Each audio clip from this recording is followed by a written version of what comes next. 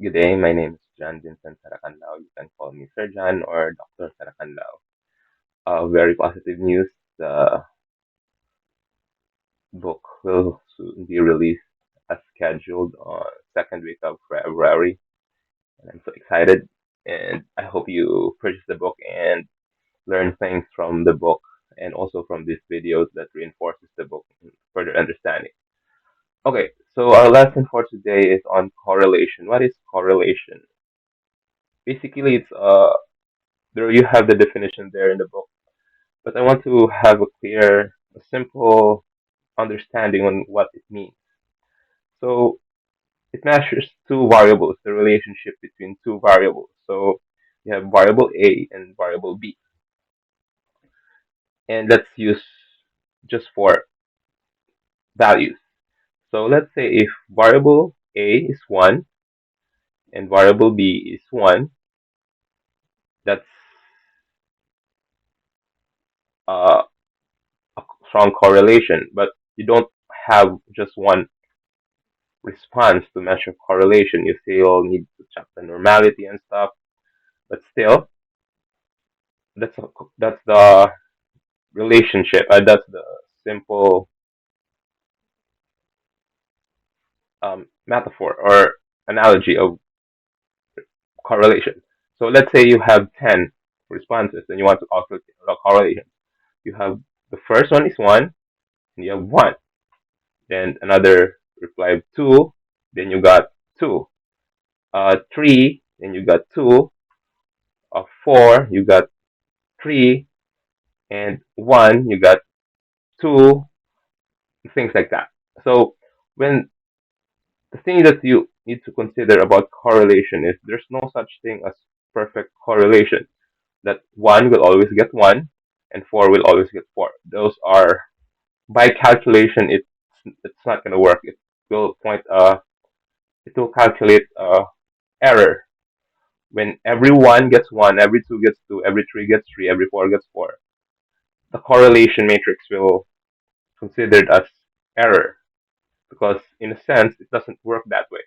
Sometimes you give your 4, you get a 3, you get a 2, or you even get a 1.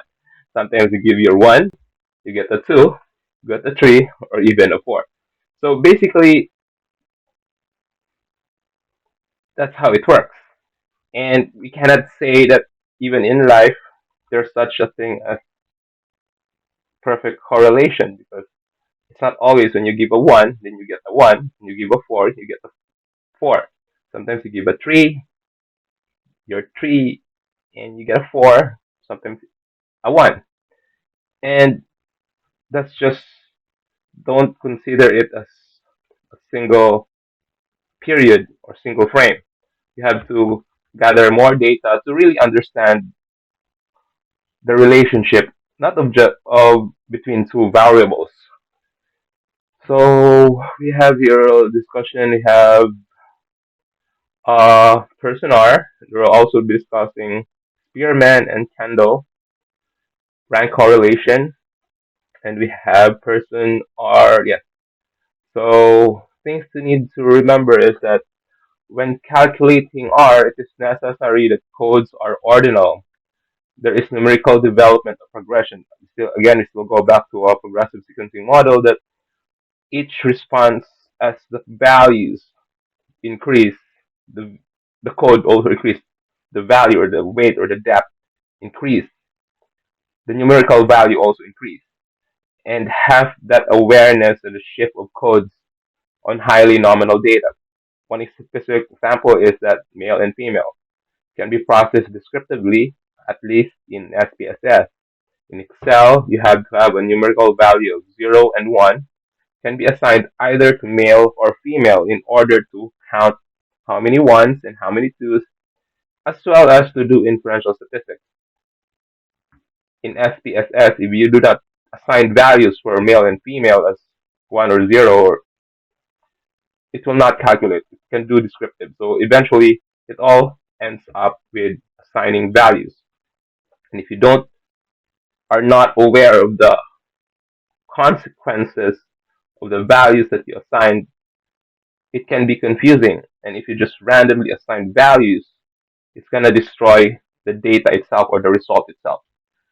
So, okay, then let's look at this example. So we have gender,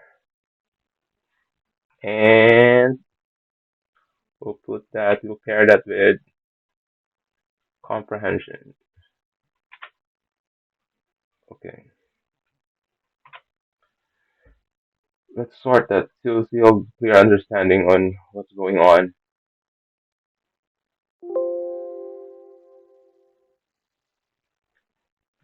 As you will notice in the data, the 0 got by face value slower than those who are 1. Let's say a male has this scores and a female has this scores. So when you calculate correlation, just look for correlation and you highlight all the data and labels, and you will get this result.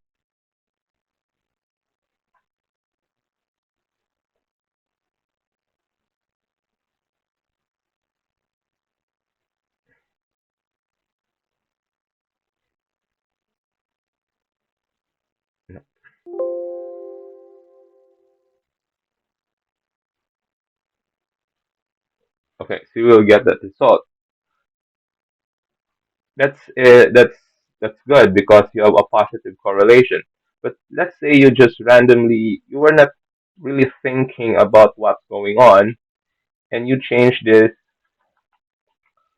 1 and 0, 0, 0, 0. That means you just assign a value that 1 for male and 0 for female.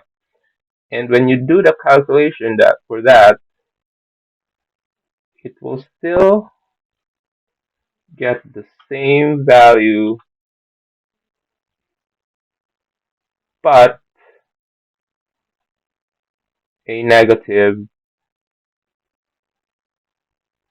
correlation, simply because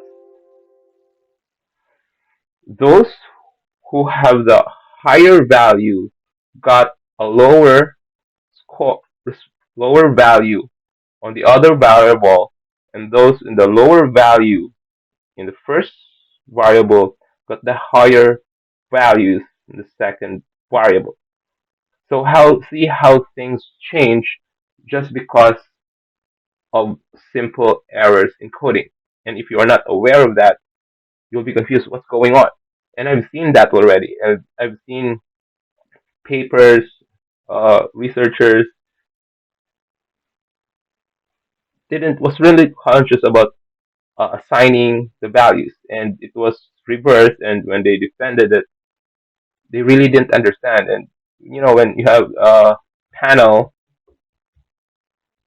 one of them, most of them knows data analysis, and they know the implications of a negative R, which is very basic. So you need to understand those things, that things can change negatively if you don't if you don't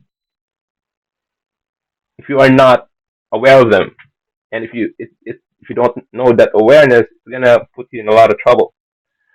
So yeah, that's a very simple example on how your codes can drastically change the result and can be very, very confusing in the long run. So we also have, when you talk about correlation, also another proponent is regression. It's a French author. I don't know how to pronounce it. And we also have uh, Spearman and Rowe Kendall rank calculation. So I'll be discussing that as we go on through the process. So yes, for correlation, yeah, I just showed you a while ago on how to calculate it. It's in the book. And for SPSS, you just click on bivariate and click on variables to be calculated. So analyze, correlate, and bivariate. Sorry for that. Uh, then you use yes, click candle, person, candle, and spearmint. The best thing about SPSS is that it can calculate three, while in Excel you only have this correlation, which is the person R. And yep, and they, of course, multiple. It can also calculate multiple variables at the same time. So the result in Excel and in SPSS is the same here. That's 8.78.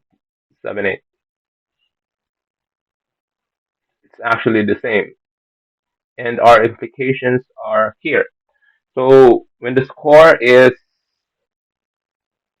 the result is from zero point 0.4 negative to 4.4 positive, there is a negligible correlation. And remember that this one is, when it's negative, it's an inverse correlation. The first,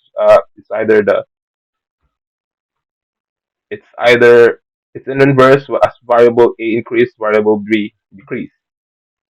As variable B decrease, variable A increase, and vice versa.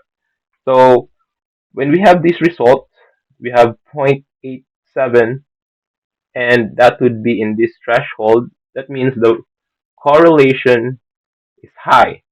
And as you can see in the data here, those who got 1 are actually lower than those who got 0.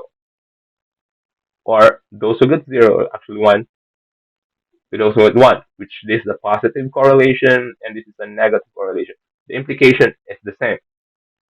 When you look at the threshold, this one is just inverse. As gender shifts, the comprehension decreases. And in this one, as this gender shifts from 0 to 1, the comprehension increases.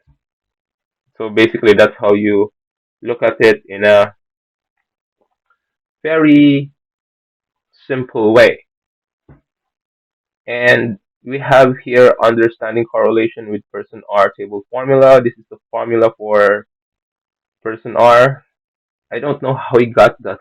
It's a very beautiful formula that, and it's so simple actually. It's just those variables, and he must have really thought about a lot of things.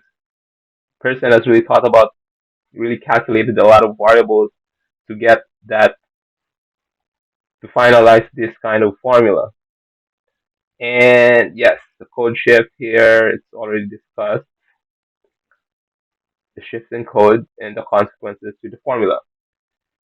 And yes, we'll also have Kendall and Spearman and rank correlation are considered non-parametric. Instead of using raw data for calculation, Kendall and Spearman's rank the data and use the ranks for calculation instead of raw. So it's an alternative for persons correlation, a parametric, which is parametric, when the data set has failed one or more assumptions of the test, such as normal distribution. So if the data are not normal distributed, you can always use Kendall and Spearman's rank correlation. And Kendall and Spearman rank correlation is used when the values of X significantly varies to the values of Y in terms of intervals, such as male or female, versus comprehension that are the range is the lowest value of, versus the range that from the lowest value and the highest value. So you can also use Spearman. But in this case, I think the calculation is okay. It's okay, but technically it should be using Spearman because number one, it's not normally distributed. Number two, the distance, the values of A is very different from the values of B, or variable A and variable B has a very wide interval. And sometimes this is for example purposes only. You see all the ones got the low and the zeros got the high, and data the real data doesn't happen that way. There are instances that it will just break into the midpoint or somewhere in the threshold of each other that will just be very confusing. So in this case, you should be using candle, but for purpose of teaching the concept and understanding the concept of correlation and the process of calculating them, I'm using this one. So after that, we have simple linear regression, which is a lot to process. So I will leave that topic for the next video. And I also need you to understand you had to have a video that focuses really on correlation itself, because correlation itself is a very interesting topic, and you'll be also using that in your researches. So I guess that's it. Thanks for watching. Really hope you'll purchase the book in the future. I'll be finding a way for it to be available or easy to click in YouTube. I don't know how that happens. I'll learn about it. Okay, so and that's it. And thank you and have a great day.